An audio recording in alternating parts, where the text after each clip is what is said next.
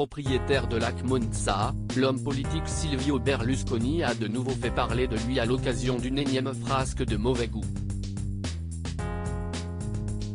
Hier, Silvio Berlusconi fêtait la fin de l'année autour d'un repas de Noël.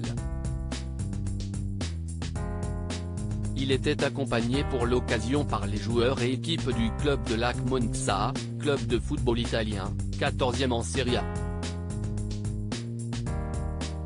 Une arrivée en Serie A qui fut une grande première l'été dernier, et qui a sans doute été fêtée dignement si l'on juge des promesses de mauvais goût de la part de son propriétaire.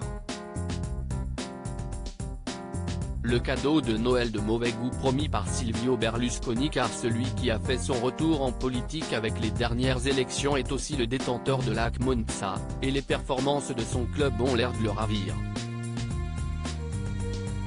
Et durant cette fameuse soirée de Noël, Silvio Berlusconi a voulu motiver ses équipes d'une étonnante manière. Alors qu'elles s'apprêtent à affronter l'AC Milan et la Juventus, nous avons trouvé un bon entraîneur sympathique qui est capable de stimuler nos garçons, a-t-il dit, comme le rapporte BFM Télévision.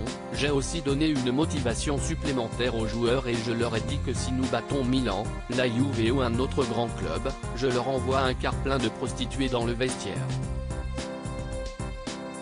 Un habitué des frasques sexuelles. Si la promesse peut paraître déplacée, elle est finalement une grande habitude de Silvio Berlusconi.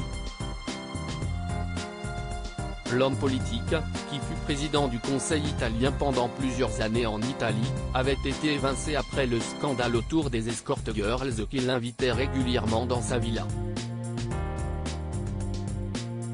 Le voir promettre un quart de prostituée à ses joueurs n'a donc rien d'étonnant, et a d'ailleurs fait exploser de rire l'assistance, ajoute la chaîne d'information en continu, dont sa compagne actuelle, Marta Fassina.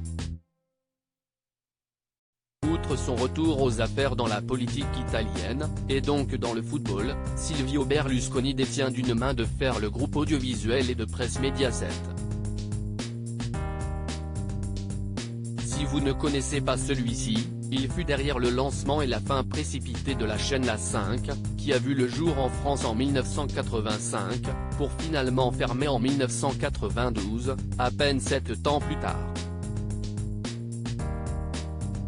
À lire aussi. Tu aimes les blondes, les brunes, les Ferrari? Michel Drucker évoque les propositions folles de Silvio Berlusconi.